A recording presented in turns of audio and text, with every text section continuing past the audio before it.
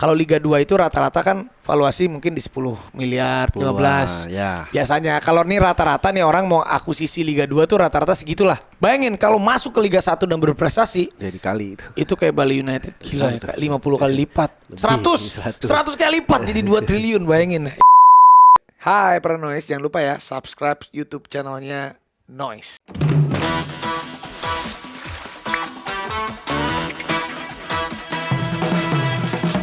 Selamat datang di Raffi Everywhere. Ngerasain hidup jadi Raffi Ahmad.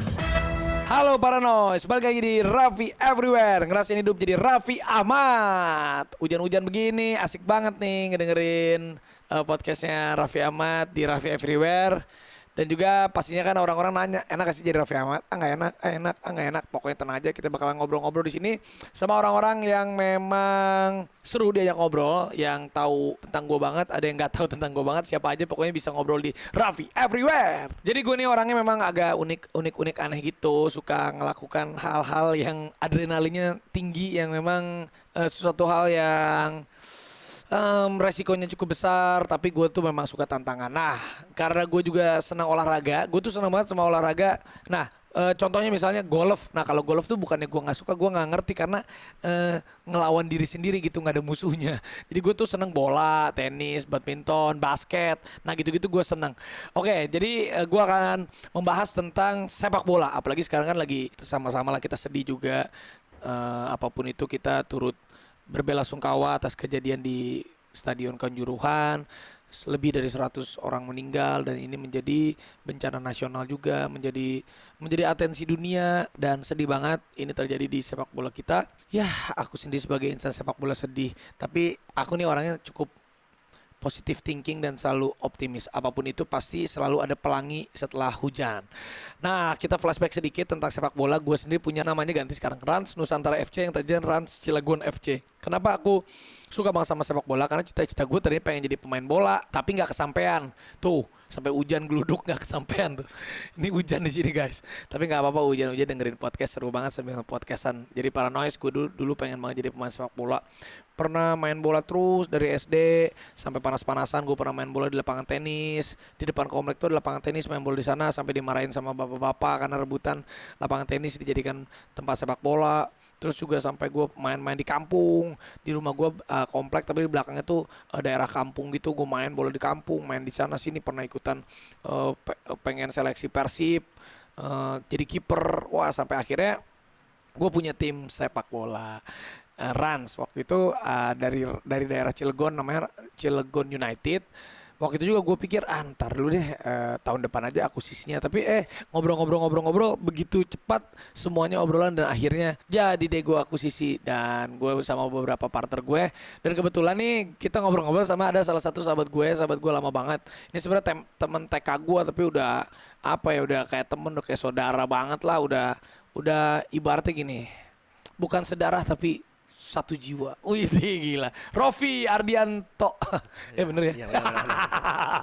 Jadi kalau kalian tahu, lihat Instagramnya, dia udah 1 juta follower lu ya. Iya. Gila. Tadinya sebelum dia ini jadi presidennya Rans Nusantara FC, tadinya padahal followernya cuma berapa? 10.000, 100.000. Ya ada 100 ribuan lah. Jadi saat lu jadi presiden Rans Nusantara FC, follower lu langsung naik ke 1 juta, kurang lebih 1 tahun lah ya. Iya, hampir 1 tahun lah. Jadi berdampak banget itu sepak bola itu ya. Iya, sangat berdampak karena waktu ada Liga 2 kan agak mulai naik nih. Pas mulai Liga 1 tuh mulai banyak langsung. Oke, tapi sebelum kita bahas tentang persahabatan kita dan bola, kalau gue pribadi sebenarnya diawalin semua unit ataupun bisnis yang gue jalan itu, gue menggunakan azas kepercayaan dulu. Jadi kayak Rans, terus sepak bola, basket, rata-rata yang ada itu kenapa orang-orang yang kayak dulu misalnya Rans berdiri, sebenarnya ya kayak orang-orang yang awal di Rans Entertainment tuh orang yang pernah kerja bareng dulu sama gue. Jadi gue rata-rata kalau mau ngajak orang untuk bergabung dan bekerja sama dan berkolaborasi itu rata-rata 90% yang pernah gue kenal, yang tahu seenggaknya, karena gue percaya kalau kinerja itu bisa ditingkatkan dengan cara apapun itu. Tapi kalau kepercayaan, kayak loyalty, kalau misalnya itu yang susah, yang kita feelingan, intuisi kita harus kuat. Jadi waktu itu kebetulan gue berteman lama sama Roffi ini dari temen TK dulu, sebenarnya bukan temen TK sih. Jadi awalnya gue dulu punya tempat tinggal di situ Sari ya. Bareng. Jadi dia dulu di depan rumah gue, di depanan gitu rumahnya. Terus abis gitu TK tuh enggak ya? Enggak. Oh, enggak. TK tapi bokap temen nyokap. Oh iya gua. ya maksudnya kenal lah. Iya. Jadi dia tuh dulu depan rumah gue banget. Terus akhirnya ya dia sekolah kemana, gue sekolah Iya. kemana. Terus di SMP-nya kita di Kita SMP 5 SMP Bandung bareng. bareng-bareng. Iya. Jadi akhirnya ya, dan gue mau pakai intuisi aja sih. Sebenarnya kan kalau kita kenal berteman sama orang itu kita tahu karakternya. Oh karakter ini cocoknya dia push limitnya bisa di mana gitu. Nah kebetulan Rofi ini gue tahu lah orangnya dia bisa apa ya untuk bisa mengepalai satu organize. Langsung geluduk satu organisasi yang cukup ribet di sepak bola. Gue rasa dia bisa. Jadi waktu itu lu kok langsung oke pas gue bilang, bro lu jadi presiden Rans FC ya. Sebenarnya waktu itu enggak ya. Enggak waktu itu bingung aja siapa nih presiden. Dulu tuh direktur utama dulu. Siapa? Kan waktu itu lu direktur utama aja dulu. Gua. dah. Oh, lu, iya. Lu Lu direktur aja direktur. dah. Iya, benar. Nanti kita cari presiden klubnya. Jadi kita cari presiden klubnya. Cuma sampai hari H nggak ketemu. Dan presiden klub itu kan memang dia harus kedatangannya, kehadirannya, fisiknya itu harus ada rata-rata. Karena gue pribadi gue nggak bisa jadi presiden klub karena nggak mungkin gue setiap pertandingan hadir dan nggak mungkin juga gue ada terus, gue kan masih ada kerjaan lain. Udah lu aja lah, waktu itu pemilihannya lewat cap cip cup karena cap cip cup itu tapi dengan kepercayaan dan intuisi sih. Terus lu waktu itu mikir panjang gak sih? Ayo udah deh. Gua kan kalau mau dikasih amanah kan langsung Wih, kita iya. kan. Itu bagus ya. Oke. Itu persahabatan yang bagus tuh gitu. Tapi gue juga melihat kapasitas dan kapabilitasnya gitu. Si Rofi kayaknya bisa gitu untuk, dan dia juga suka bola gue tahu. Jadi jadi deh dia presiden Rans waktu itu dari Cilegon United. Jadi Rans Cilegon United. jadi Rans Nusantara FC. Rans. Ya Liga 2 naik kita ke Liga 1. Iya, Iya. itu. Apa yang lo rasain menjadi presiden klub? Ada dampak apa dan gimana rasanya? Pusing gak sih ngurusin klub sepak bola? Ya sebenarnya ngurusin klub sepak bola ini ya pasti ada pro dan kontra ya. Kalau kita menang udah pasti disanjung, kalau kalah udah pasti dihina-hina. Iya, Itu iya. konsekuensi yang harus diterima. Cuman kan masalahnya kita harus menjalankan ini dengan baik dan benar ya kan. Benar juga. Untuk ini jadi hasil yang maksimal, ditambah kan di dalam klub itu kan semuanya manusia ya bro. Jadi kan kita juga harus benar-benar tahu si memanage-nya gimana gitu. Benar. Jadi kalau memang kita bekerja sama dengan atlet itu bukan kita enggak. Contoh gini, kita jualan TV, kita jualan games, PlayStation, kita jualan mobil, itu kan udah mesin. Tapi kan kalau kita jualan tim dengan tim Rans yang ada SDM sumber, itu kan nggak bisa ya. Itu. Karena pemain bola itu rata-rata ada yang kayak artis, ada yang emang atlet banget, maksudnya manusia yang memang performanya tergantung gimana how to kita treat mereka. Betul. Karena memanusiakan manusia itu adalah segalanya. Yes. Karena kan bukan berarti kita, lu udah gue bayar mahal ya, lu harus ngegolin, lu harus atau bermain bagus, kan nggak bisa begitu kan. Nggak bisa juga begitu. Kita juga harus ada nilai-nilai intangible yang nggak bisa kita sebutkan ataupun nggak bisa kita gapai dengan uang untuk bisa memberikan penghargaan yang lebih untuk tim kita supaya dia juga bisa memberikan hal yang lebih buat kita. Iya. Oke, dan kemarin juga untuk Rans sendiri gue tuh udah bilang kalau kita memang kayak Rans gitu masuk dunia sepak bola, kita kan bukan tim sejarah, belum. Betul, lah. belum Bukan punya gua bilang, sejarah. kayak contoh kan, weh gila geluduk lagi berarti akan jadi tim sejarah. Berarti kayak Persija, Persib, misalnya kita sebut Arema Malang itu kan udah tim yang udah Malang melintang itu. berpuluh-puluh bahkan ada yang tahun. beratus-ratus tahun kali ya yang. Betul. Tapi kan gue selalu bilang udah kita harus bikin terobosan baru, kita menjadi tim lifestyle yang memang punya warna baru. Akhirnya kayak contoh kemarin kita berangkat ke Turki. Waktu itu bayanginnya kita tim Liga 2 baru aja berdiri 3 bulan atau 4 bulan berangkat ke Turki. Kita bekerja sama dengan tourism ini. Jadi diundang loh, kita diundang sama Turki. Main sama Fenerbahce. Main sama Fenerbahce-nya U19 ya. U19 sama Konyaspor. Waktu itu, dan juga ada lagi nih tawaran, sebenarnya ada tawaran lagi kita ke Jepang untuk next year. Wah, gue bocorin di sini. Nah, ini adalah salah satu cara kita untuk kita membedakan sebelum kita meraih prestasi, kita menunjukkan kita ini beda. Dan contohnya kayak kemarin salah satu legenda Ronaldinho, datang dan dia bayangin Ronaldinho pakai baju Rans Nusantara FC, gila keren banget. Keren sih. Keren, Itu keren banget. Itu keren Itu banget. gila juga. Dan sih. dia main di tim kita. Ya meskipun lagian ya dia kan juga udah bukan atlet lagi, udah nggak bisa main full. Tapi kayaknya antusias para pemain juga bener-bener ya. Mantap. Tapi skill tuh masih bagus tau skillnya. Skillnya masih Skill bagus. masih dapat lah. Tapi kemarin pas ngundang Ronaldinho kita bocorin nih, susah gak sih ridersnya apa aja? Ya Ronaldinho itu satu sih. Ridersnya bukan susah. Orangnya sendiri moodnya juga kan Iya, berubah moodnya. Lu inget gak? Sebenarnya moodnya berubah karena jet lag gua rasa. Ya mungkin Karena itu. dia kan kesini cuma 4 hari. Iya. Jadi jam di sini dia tidur, jam di sana dia tidur, di sini dia harus Iya, kerja. kerja. Jadi kayak ya kadang bukan yang nggak profesional, tapi moodnya kayak ya capek, tapi dia juga masih berusaha tersenyum sih. Tapi kalau di kamera senyum terus. Iya dia senyum terus. Lu bayangin Ronaldinho kalau di kamera, lu lihat semua tayangan Ronaldinho. Mau main bola kecapean atau dia pasti senyum terus. Terus di kamera. Itu. Tapi memang itu juga merupakan pengalaman juga buat kita ya. Ya. Lu ada foto sama Ronaldinho ya? Oh, ada dong. Wih, Sama tanda tangan kita minta. gila. Jadi rata-rata mungkin tim-tim sepak bola di Indonesia tuh biasanya mewakili daerah. Betul. Tapi kadang mungkin orang-orang yang di dalamnya itu kepentingannya beda, jadi nggak profesional gitu kan. Jadi Rofi ini, lu kan pekerjaannya sebenarnya title-nya pengacara ya. Kayak lawyer gue. Lu masih lawyer sampai sekarang? Masih Lu sekarang. enak jadi ngurusin lawyer, ngurusin kasus-kasus atau ngurusin bola? Kalau buat gue sih lawyer itu kan profesi dalam pekerjaan lah ya. Tapi kalau bola ini kan hobi plus ditambah dipercaya sama lu kan. Jadi pas gitu loh. Tapi semenjak lu jadi presiden klub gitu, berdampak gak sama pekerjaan lu as lawyer gitu? orang lebih tahunya gue presiden klub bukan lawyer jadi. Oh, orang-orang nggak tahu lu pengacara ya? Iya itu. Oh ya Problemnya itu. dia ini pengacara dan dia juga ya di Rans itu jadi direktur legal lah. Dia jadi direktur legal corporate ya, Corporate, Le. ya. Gila gaya banget kan dia. Jadi orang nggak tahu malah lu sebenarnya seorang pengacara ya. Iya, banyak taunya di bola gitu. Gitu Lu aja sekolah sebenarnya. capek-capek orang nggak tahu lu pengacara tapi lu taunya presiden klub bola. Presiden klub bola. Karena memang kan di satu sisi kan waktu exposure bola ini kan emang ngeri banget begitu. Dan saya juga kan bukan orang yang suka tampil. Tapi naik follower jadi 1 juta lebih juga itu berdampak ya sama klien-klien lu lebih percaya dan lebih banyak gitu. Ya berdampak sih pasti. Karena orang jadi gampang tahu dan bisa ngelihat di mana aja gitu.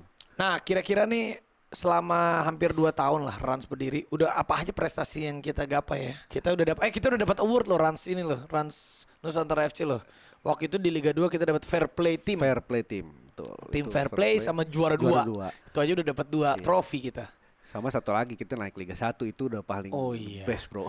Naik Liga 1 tuh kalau ibaratnya nih valuasi timnya itu naik bisa Nah, naik drastis lah. naik drastis, bisa naik 50 kali lipat. Geluduk lagi nih. Berarti iya. Kira-kira misalnya kayak contoh nih kita ngelihat tim ada sepak bola Bali United ya. Sekarang valuasi kalau kita lihat di publik kan dia udah IPO ya. Dia. Hampir 2T kalau nggak salah ya. Hampir ya 1,5 sampai 2 T. Nah itu ini kita ngobrol aja. Jadi kalau Liga 2 itu rata-rata kan valuasi mungkin di 10 miliar, 15. Ya. Biasanya kalau nih rata-rata nih orang mau akuisisi Liga 2 tuh rata-rata segitulah. Around 10 ya. Iya. Sampai 15 miliar terus dia gaji-gaji orang lagi. Iya, Itu kan. betul. Ya pokoknya valuasinya mungkin 10 sampai 20 M lah Iya. kira-kira lah. Tergantung asetnya kan. Iya. Bayangin kalau masuk ke Liga 1 dan berprestasi Jadi kali itu. itu kayak Bali United udah kali berapa tuh, Bro? Wih, gila. Gila ya, kayak 50 kali lipat. Lebih, 100 kali lipat jadi 2 triliun bayangin. Ya itu kalau memang memanage dengan benar. Betul. Ya kita juga banyak belajar dari Bali United kan. Bali United semua ekosistemnya udah terbentuk gitu. Dari mulai klubnya, fasilitasnya, semua kayak stadionnya juga lengkap. Dan sponsor semua juga enak masuk ke situ nantinya gitu. Ini tim bola tuh suka duka loh. Kan mikirnya, oh kalau setiap main tuh lu dapat duit ya. Kagak. Jadi kalau kita main di home baru di kandang kita punya. tiket full punya kita. Tapi juga dipotong. Bayar panitia pelaksana, penyelenggaraan, bayar keamanan, Banyak, ya. dan lain-lain. Banyak yang harus dibayarin. Itu aja bisa 300-500 juta kali ya. Ya sekitaran Bisa lah. kisaran segitu sekitaran. setiap. Jadi bayangin ribet ngurus tim sepak bola tuh. Home itu kita sebagai tuan rumah itu Yang tanggung jawabnya juga yang besar juga. tanggung jawabnya besar. Makanya. Amit-amit kalau ada kerusuhan ada apa-apa panpelnya yang kena. Iya betul. Panpelnya yang kena. Jadi kita hitung-hitung nih. Kalau tim-tim besar tuh kalau 20, ya anggap ya average 20.000 lah. 20.000 orang. 20.000 kali 17, 20. Wah gede loh. Gede makanya. Bisa bisa 50 miliar. Benar. Ya 30 sampai 50 miliar. Belum dari sponsor. Belum sponsor dia masuk juga. Belum dari merchandise. Makanya kita harus kelola dengan profesional. Betul, yang harus dibentuk dari awal. Jadi yang kita lakukan agar bisa terjadi itu apa yang pertama? Kita harus memupuk fans. Betul, mopuk fans. Terus fans gimana biar ini ya kan kita harus punya fasilitas juga. Kita ntar punya fasilitas untuk para membernya biar pada mau datang ke stadion. Kan gitu. Jadi ada beberapa yang memang yang harus kita perbaiki sih. Kan kita sambil belajar sambil memperbaiki juga gitu. Tapi untungnya kalau Rans juga, yang kedua kan sponsor. Ya. Sponsor tuh selain di baju, untungnya Rans punya Rans Entertainment, jadi bisa itu. dibundling. Bisa dibundling. Sengaja jadi dari tiket, dari penonton, dari tiket, dari sponsor, dari merchandising. Merchandising ya. Dan biasanya juga dari license Liga 1 tayangan on air kita suka dapat. Tapi tergantung rating di akhir. Betul. Nanti dihitung-hitungnya di akhir. Iya, jadi memang sepak bola itu apa ya? Kita harus menggali dan mencari ilmunya sendiri agar tim kita bisa survive. Indonesia tuh 200 berapa hampir 300 juta penduduk, semuanya suka sepak bola rata-rata sampai ke daerah-daerah. Pasti suka. Kenapa Instagram nomor 1 dunia Cristiano Ronaldo? Karena memang di dunia itu paling besar penikmat bola. Kita selama kerja sama pernah berantem sih? Enggak lah ya. Ya berantem Ya, berantem biasa. gitu sih nggak ada. Beda Nggak pendapat ada. sih pasti. Kalau beda pendapat sering. Iya, sering. Cuman kalau secara personal mah jarang ya. Gue tuh orangnya cepat marah. Enggak cepat marah, tapi kalau marah juga nggak dihitung pakai jari juga cepat baik ya. Iya, sebenarnya kalau lu masuk akal juga kan lu kalau dijelasin juga oke aja sebenarnya. Iya. Cuma kalau beda pendapat memang ya kadang-kadang memang beda pendapat. Harus, kalau beda pendapat tuh harus. Jadi kalau misalnya gue tuh meskipun teman ataupun sahabat gue yang ada di dalam ataupun apa, ya tapi kita selalu bilang kalau untuk teritori dalam berbisnis ya kalau memang ada yang mau meng-against gitu misalnya mau memberikan pendapat lain ya harus Ya, ada. harus ada. Jadi kan kita juga buat kemajuan kan. Bener, enggak. jadi nggak ada yang yes man semua. Jadi bagusnya kalau ini enggak bro, ini misalnya si Rofi misalnya contoh misalnya keterkaitan misalnya tentang pelatih, pemain dan lain-lain. Misalkan contoh ini kenapa misalnya kok ini lagi kalah nih. Ini kan dia ngejelasin. Iya. Apa kita perlu ganti ini, perlu ganti. Jangan, ini dulu gini. Ah, jadi kayak gitu-gitu paling. Ya mungkin lebih ke diskusi sebenarnya. Cuma walaupun ada keras sedikit ya cuma karena diskusi sih sebenarnya kita balik lagi kan kita sudah dewasa juga kan untuk yang penting kita nemuin solusinya lah. Iya paling kalau gue rata-rata gue sih orangnya kalau misalnya ya ribut di masalah kerjaan ya udah di situ aja sebelnya jangan ke yang lain gitu. Jadi justru kedewasaan juga ya kita kan tahu misalnya kalaupun kita nggak suka sama ataupun nggak setuju sama apa yang di bisnis kan bukan nggak setuju sama personalnya Iya. kan. Jadi kalau marah itu marah yang dilakukannya bukan ke personalnya sebenarnya Ya. kan. Kalau salah itu salah marah wajar. Tapi gue rata-rata kalau misalnya udah percaya tuh ya udah misalnya kayak bola gitu misalnya kayak sekarang gitu ya udah lu aja ngurusin gitu maksudnya sampai day to day-nya sampai ininya ya udah paling secara garis besarnya aja gue tahu ya udah gue oke. Tapi gue serahin tapi dengan tanggung jawabnya masing-masing Ya, kan pasti, gitu. tapi pasti gue report terus ya. Iya kan? pasti report terus. Report terus gitu. Sebenarnya kan ujung-ujungnya nggak kalau di pekerjaan tuh nggak usah baper. Misalnya contoh, misalnya oke, Rofi bilang ini ya, ini pilihannya ini titik dengan alasannya ini Ya. atau B ya ini titik ini. Terus gue bilang ya udah oke, gue punya pilihan yang ini ya C, ini. Ya nanti tinggal kita pilih kan. Iya betul. Pilihan yang nggak kepilih nggak usah bete, nggak usah bete. baper ya biasa aja lagi. Ataupun intinya kenapa gue lebih cocok berbisnis sama kawan dan teman daripada sama saudara dan keluarga. Nggak tahu kalau sama saudara dan keluarga tuh baperannya lebih. Kalau sama teman tuh ya lebih kan bisa guanya lebih enak gitu maksudnya ya lah lu gini. Kalau sama saudara tuh kenapa gue nggak pernah cocok ya? Karena sama kayak adik-adik gue gitu ataupun sama sepupu. Mungkin lebih ke personal kan. Iya nanti kadang orang tua suka ikut campur maksudnya kayak mama iya itu loh si manusia kan padahal kan ya elah nggak begitu gitu maksudnya. Jadi gue kalau sama saudara sama keluarga nggak. Jadi kalau kalian lihat nggak ada di struktur perusahaan gue terus keluarga gue nggak ada karena takutnya baper. Jadi kalau sama keluarga tuh ya udah misalnya gue kalau misalnya mau bantu ataupun mau ini ya udah misalnya udah sekian atau enggak udah lu digaji gini gak usah ngapa-ngapain. Gue lebih baik gitu karena kalau sama keluarga tuh pasti bapernya lebih tinggi. Kita sekarang ngomongin ide-ide gila. Wow udah geluduk lagi berarti emang semakin gila.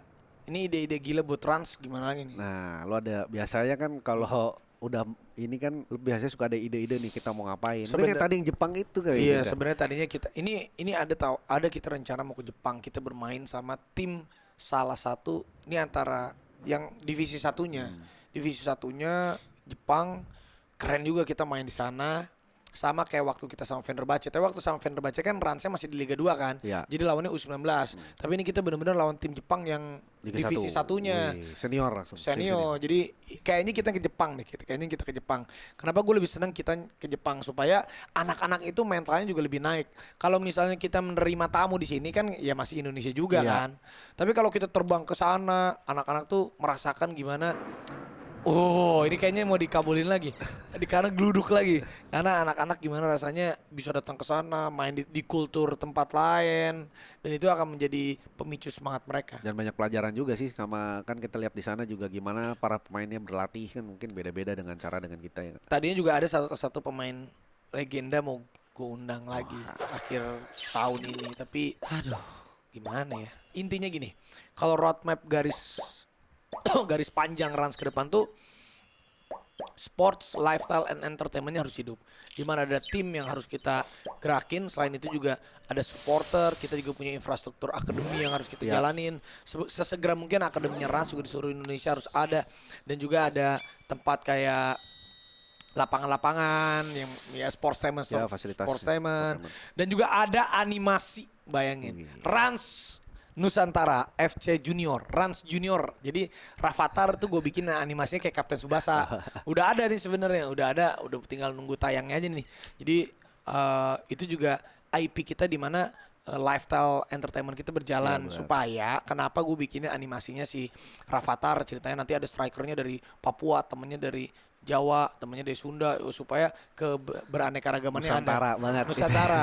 Dan misalnya kalau di episode ini dia kalah, jadi kalau kalah tuh harus fair play. Kalau menang tuh bukan karena satu orang, tapi tidak ada Superman, adanya super team. Jadi setiap episodenya mengajarkan akan hal itu supaya Rans itu fansnya sampai ke anak-anak kecil. Kenapa gue namanya Rans Nusantara? Sebenarnya ini juga jadi pertanyaan. Memang sih bola biasanya identik kan setiap sama daerah. Tapi gue coba lihat luas. Karena gini, gue jujur aja, Rans Nusantara misalnya mau taruh misalnya Rans Bandung atau enggak Rans Jakarta, udah ada Persib, udah ada Persija, udah ada beberapa tim-tim apa ya, tim-tim yang ya udah mengakar lah. bukannya kita merasa tidak bisa bersaing.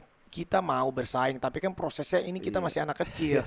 Kenapa kita namanya Rans Nusantara? Karena fansnya Ransnya yang diinduknya kan seluruh Indonesia. Sambil beriring berjalannya waktu, sambil kita mencari home base, bisa aja nanti home base kita berpindah-pindah. Ini kan masih dalam tahap apa ya? Ibaratnya ini kalau anak bayi ini masih belajar. Jadi banyak fans yang nanya-nanya kan, ini gimana sih nih? Timnya siluman, nggak ada fansnya. Iya, kita sedang mencari. Tapi sosmed kita aja udah organik ya. Kita nggak beli follower, kita nggak ada apa-apa, udah 600.000, udah hampir 600.000. Gokil loh untuk bola loh. Untuk bola sih oke itu. Jadi tugasnya kita berarti sekarang kan lagi di Pekansari kan. Pekansari berarti kita lagi kumpulin fans di Kabupaten Bogor dan sekitarnya. Kita coba dulu untuk create di sekitar home base dulu. Ya di situ aja ada Persikabo. Ada Persib juga, Jawa Barat. Sebagian juga Persija. Ada Persija, bayanginnya jadi nggak gampang mencari fans itu. Tapi kita yakin seiring berjalannya waktu, semakin kita dicintai, semakin ada prestasi, mau di mana aja itu bisa. Tapi agak panjang sih guys, makanya doain. Tapi yang tadi aku bahas waktu ini yang di awal aku sedikit tadi udah spill nih tentang Kanjuruhan, memang Indonesia sedang berduka sekarang. Ini sudah jadi bencana nasional ya. Sebenarnya bencana nasional, hitungannya bencana nasional karena lebih dari 100 ya lebih 100 udah 180 katanya. 180. Dan juga menarik perhatian dunia, terutama FIFA, sampai presiden FIFA juga udah angkat bicara. Ini sangat berduka banget untuk insan sepak bola Indonesia, karena kita pinginkan sama-sama sepak bolanya maju, tapi dengan kejadian gini, ini yang kita takutkan sama-sama. Takutnya juga dari FIFA kita kena sanksi. Kan di sini juga ada PSSI, ada LIB, ada kemarin juga ada panitia pelaksana dan lain-lain.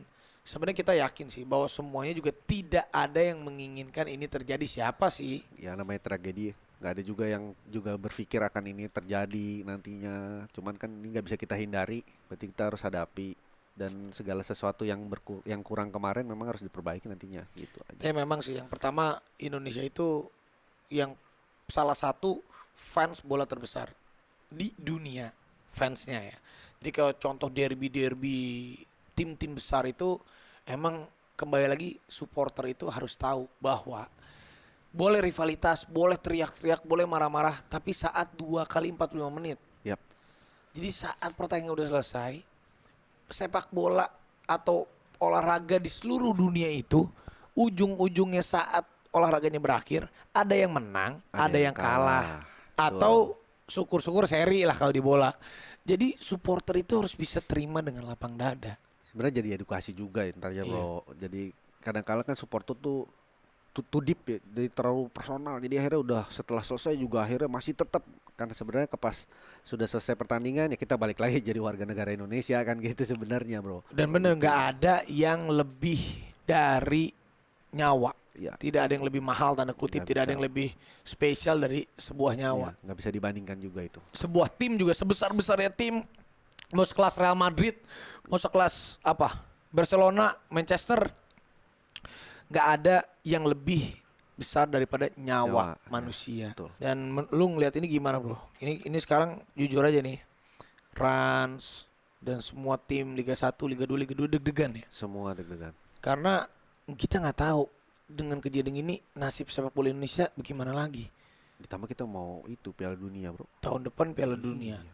Terus kemarin sempat COVID hampir 2 tahun loh. 2 tahun malah. 2 tahun berhenti. udah. Saat kita udah mulai liga kemarin udah mau 2 tahun berjalan lagi, kejadian lagi. Ini amit-amit apa yang terjadi nih bro? Lu kan dari sebagai pengacara nih. Iya. Contoh lah lu sebagai presiden klub dan lu kebetulan job desk sebagai pengacara, ngelihat kejadian ini gimana, apa yang akan terjadi dengan stakeholder, semua klub dan liga kita. Sebenarnya kalau kita lihat nih ya, kalau lihat dan keadaan gini kan tetap harus ada identifikasi lebih lanjut lah.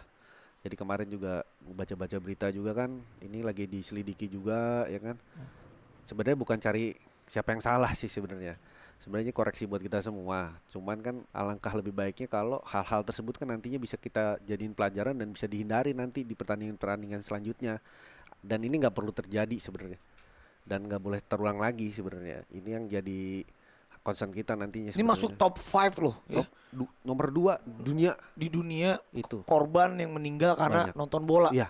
Nomor 2 di dunia. Nomor 2 di dunia. Ini yang jadi concern kita makanya. Ini yang paling kita takutin untuk liganya, takutnya dibekukan. Iya, satu. Cuma kalau liga pun tetap dijalankan juga balik lagi alasan kemanusiaan juga kan juga kita nggak bisa. Karena gue lihat nih di sosial media FIFA kalau kayak gini bisa berikan bisa di-ban oleh FIFA. Waktu itu karena pernah kejadian waktu itu yang Liverpool atau apa yang Liga Inggris katanya diberhentiin juga. Aduh ini bayangin nggak kalau sepak bola kita berhenti gimana coba? Ya pasti kan juga banyak orang yang bergantung hidup di sini bro ya kan. Bener, bayangin aja. Ya, di satu sisi ada alasan kemanusiaan, satu sisi ada orang yang bertahan hidup juga. Itu adalah polemik juga nantinya. Amit-amit ya. Hal yang terburuk, amit-amit misalnya liga dibekukan lagi. Ada Liga 1, ada Liga 2, ada Liga 3. Bayangin Liga 1 aja ada 18 klub. Ya. Liga 2 lebih ya. Bisa 20 lebih. 25 ya lebih lah. Lebih. Liga 3 lebih banyak lagi. lagi. Jadi bayangin ada lebih dari 50 klub ya. Lebih lah. Anggaplah hampir 100 klub, kurang 50 sampai 100 klub. Satu klub aja ada 50 orang kira-kira. Ya. Bayangin berapa orang lagi yang harus berhenti dan kehilangan pekerjaan. Jadi ayolah untuk semuanya nih para supporter, semua insan sepak bola nih. Ini yang terakhir, ini mudah-mudahan nih aku juga nggak tahu gimana nasib sepak bola kita dengan kejadian ini. Kalau memang kita masih bisa dikasih kesempatan lagi, dikasih kepercayaan lagi oleh FIFA untuk bisa menjalankan ini lagi, ayolah semuanya kita rivalitas tuh di lapangan aja selama 2 kali 45 menit. Iya. Jangan sampai ada kerusuhan lagi, sampai mati, korban berjatuhan lagi, apapun itu alasannya. Iya. Sebenarnya kita tadi kasih saran ya untuk supporter untuk secara universal ya. Tapi kalau untuk kejadian di Kanjuruhan menurut lu apa yang harus diperbaiki? Sebenarnya ada beberapa aspek lah ya. Kalau dalam menyelenggarakan pertandingan itu kan di situ ada ketua panpel. Terus ada aparat-aparat terkait. Termasuk di situ ada TNI Polri ya kan, ada pemerintah daerah juga. Terus yang ketiga ya orang yang nge-manage supporter. Sebenarnya ini dari 3 aspek ini memang kita harus duduk bersama nih. dalam menyelenggarakan pertandingan itu nantinya kita bisa tahu nih kalau nanti ada kejadian ini sebenarnya harusnya sudah diantisipasi jauh-jauh hari sebenarnya. Atau waktu kita mau menyelenggarakan pertandingan kan harus dilihat potensi massa juga. Balik lagi karena potensi massa itu kita harus ngukur resikonya nantinya. Itu juga jadi pelajaran juga buat panpel untuk tidak meminimalisir anggota aparat-aparat untuk meminimalisir resiko, sama nantinya itu jadi pembelajaran juga. Kalau aparat dikurangin otomatis kan potensi risiko besar, bro. Kalau misalnya kita lihat kemarin penonton juga banyak kan gitu, kecuali kalau penontonnya di bawah 10.000 mungkin masih bisa minimal lah. Tapi kalau udah di atas 45.000 itu kan otomatis para aparat panpel dan segala macam itu benar-benar harus duduk bersama gitu untuk nge-create ini. Kalau ini kan potensi massa banyak. Panpel itu panitia pelaksana itu itu sampai dari mana sih batas di organisasinya? Ya kalau di kita nih kan saya ada presiden klub, habis itu ada COO, dan COO itu nanti ke bawahnya tuh langsung report ke panpel sebenarnya. Kalau di kita kalau di Rans ya, ketua panpel itu pasti report ke COO. Kalau ada apa-apa itu pasti COO yang bukan bertanggung jawab. Jadi report ini nanti aparat butuh sekian, nanti karena potensi ini diskusi lah. Jadi intinya karena kita tim baru mungkin juga potensinya nggak terlalu banyak, bro. Cuman kalau di kita saya coba terapin bahwa setiap mau menyelenggarakan pertandingan itu kita benar-benar diskusi dengan para aparat terkait sama waktu yang diselenggarakan oke apa enggak. Jadi kita lihat itu juga, aspek itu juga. Jadi menghindari konflik-konflik lah, kayak waktu itu kan pernah juga terjadi kan. Waktu kita kurangin ternyata bus dilemparin kan gitu. Itu jadi pelajaran akhirnya. Karena selama Liga 1 ini akhirnya kita bikin sistem bahwa setiap mau menjalankan pertandingan kita diskusi dengan para aparat terkait. Jadi kalau kayak gini tanggung jawab kan, ini kan di sosmed kan orang-orang pada netizen nanya nih, kalau kejadian gini siapa yang tanggung jawab? Aparat keamanan, panpel, atau PSSI atau LIB, bagaimana jadinya? Ini kan jadi saling menyalahkan satu sama lain. Ya itu dia. Kalau ini sih sebenarnya kalau dilihat dari problemnya sebenarnya yang menyelenggarakan pertandingan beserta orang yang di dalamnya itu sebenarnya yang bisa bertanggung jawab sebenarnya. Jadi ini cukup polemik ya? Iya sebenarnya polemik. Jadi kita mesti lihat dulu salahnya di mana sebenarnya. Kita juga kan belum tahu nih, belum keluar juga kan hasil penyidikannya. Apakah nanti kesalahan itu dari ketua panpelnya kah? Apa dari aparatnya? Atau ada komunikasi yang kurang baik antara para kru di dalam situ? Karena kan ada pintu yang dikunci yang kayak gitu. Nah, itu kan masih semuanya itu masih perkiraan, asumsi.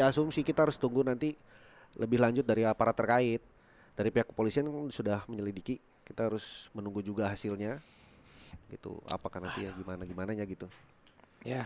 Kita sih cuma bisa berdoa ya. Cuma bisa berdoa, dan ya apa yang memang teman-teman juga bisa bantu untuk keluarga korban, ya pintu sangat terbuka sekali. Ya udah, pesan kita sih ya pastilah ini kejadian yang sangat kelam buat sepak bola kita.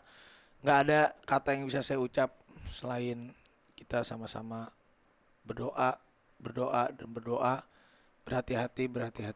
berhati-hati. Semoga masalah ini menjadi masalah yang terakhir.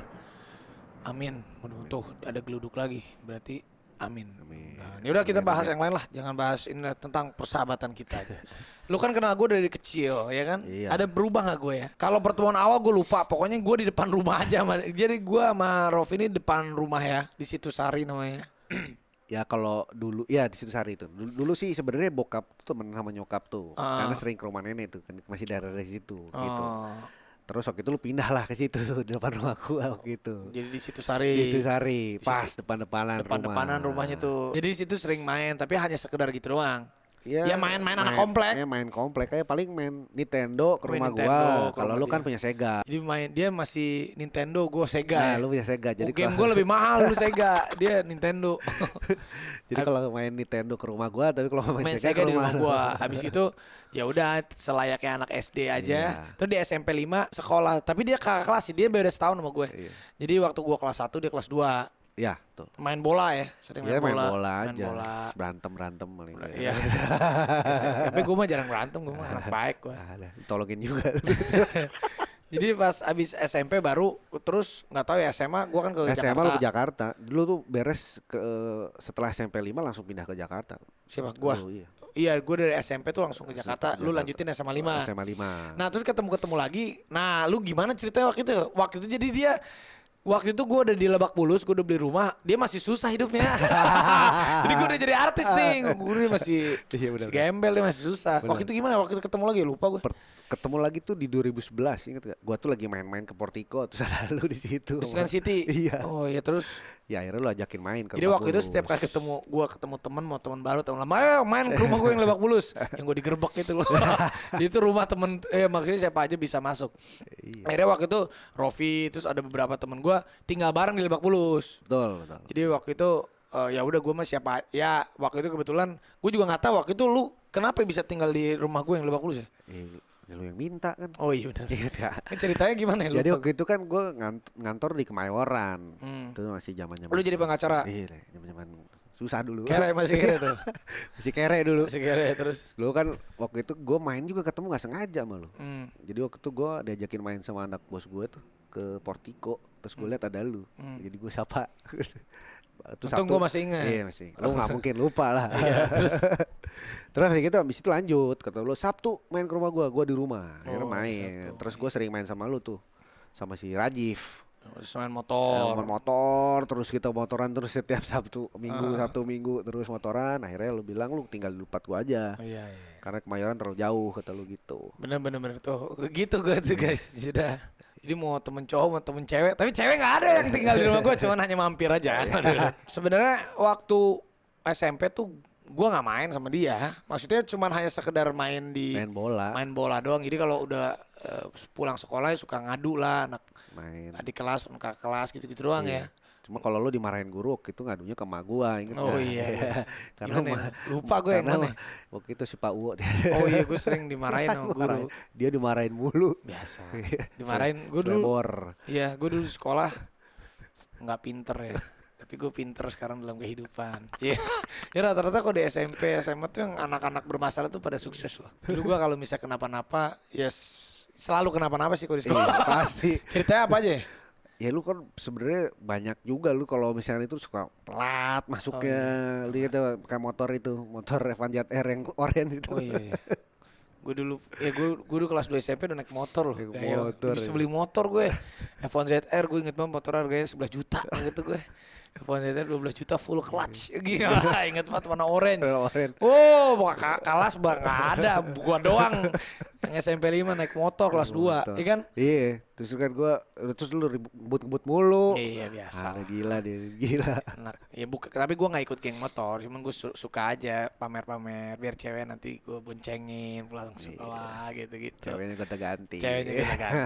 Dulu. Sekarang ya? Sekarang enggak. Nggak tahu, nggak kelihatan. Enggak lah, sekarang kita kan ganti-ganti kerjaan aja. Kerjaan. Terus akhirnya pas di sana lu tinggal di Lebak Bulus sama gua akhirnya berapa tahun ya? Ya sampai 2013 ya, 13. Ya 2 tahunan lah ya. Ya 2 tahunan. 2 tahun waktu itu udah akhirnya gua jadi temen gua suka dukanya apa ya? Banyak. Kalau gua sama temen itu nggak pernah hutang budian, maksud gue gini. Gue tuh selalu berpikir kalau mau sama temen yang jauh, temen yang dekat, temen yang lama, temen yang baru, intinya ibaratnya temen lah yang gue merasa intuisinya gue cocok, either gue memberikan pertolongan atau gue ditolong, ya karena akan begitu aja. Yang namanya hidup itu either kita menolong atau kita ditolong. Jadi saat kita menolong ya bukan berarti kita mengharapkan balas budi ataupun dia ingat kita terus, yang enggak, ya udah aja. Jadi memang hidup itu gitulah. Jadi gue sama teman-teman gue juga saat gue pernah susah, mungkin gue juga waktu gue susah ya pernah ditolong banyak lah.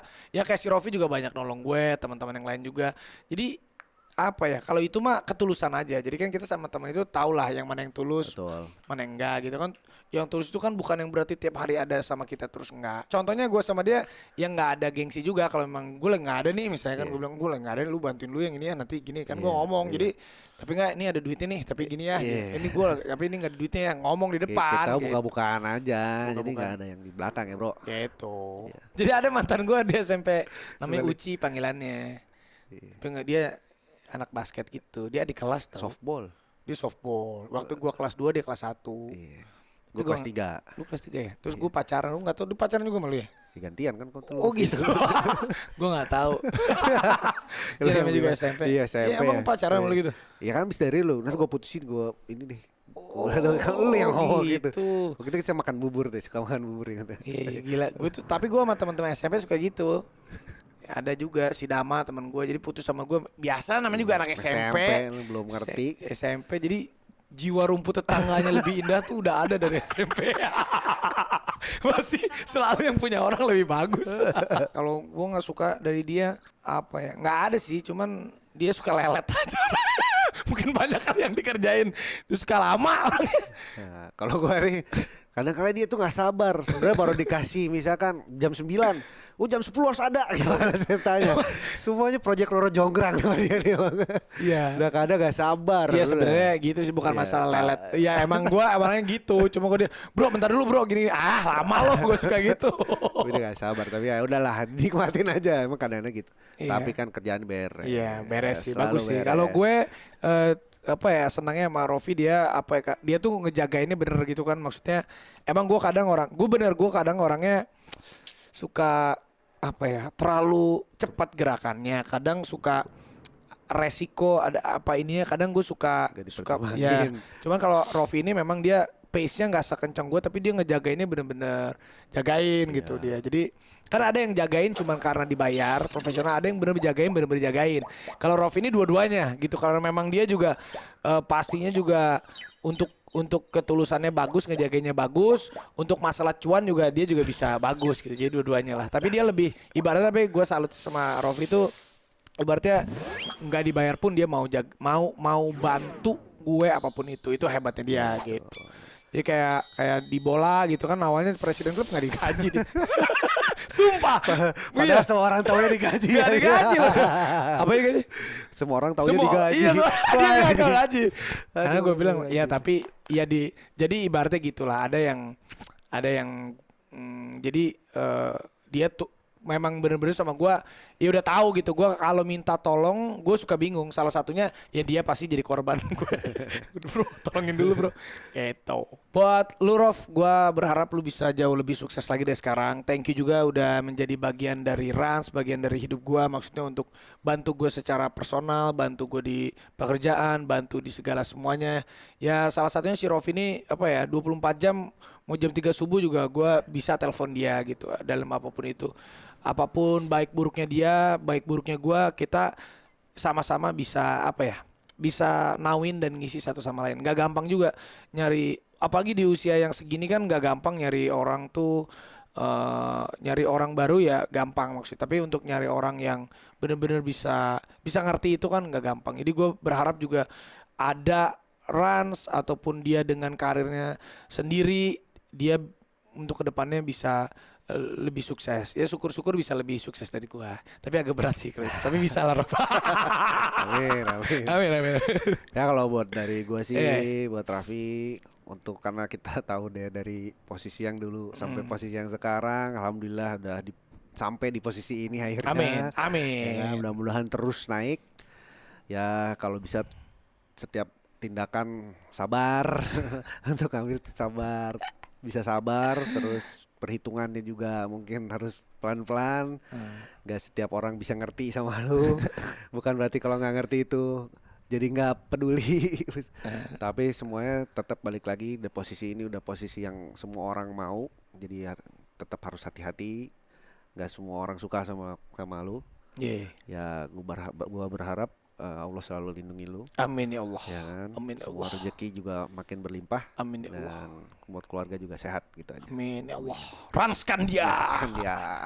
Oke para noise, itu dia tadi ngobrol sama Rofi Ardianto, presiden klub dari Rans Nusantara FC dan juga lawyer top ternama. Jadi kalau kalian mau menggunakan jasanya boleh juga. Tapi dia udah agak sibuk, tapi bisa lah ya. Lu nanganin kasus apa? Semua kasus. Semua kasus. Oke, kalau gitu para Noise, thank you banget. Jangan lupa subscribe YouTube channelnya Noise dan download aplikasi Noise. Raffi Everywhere tayang setiap hari Kamis. Jangan lupa Noise. Oke para Noise, gimana? Enak gak jadi Raffi Ahmad? Hahaha.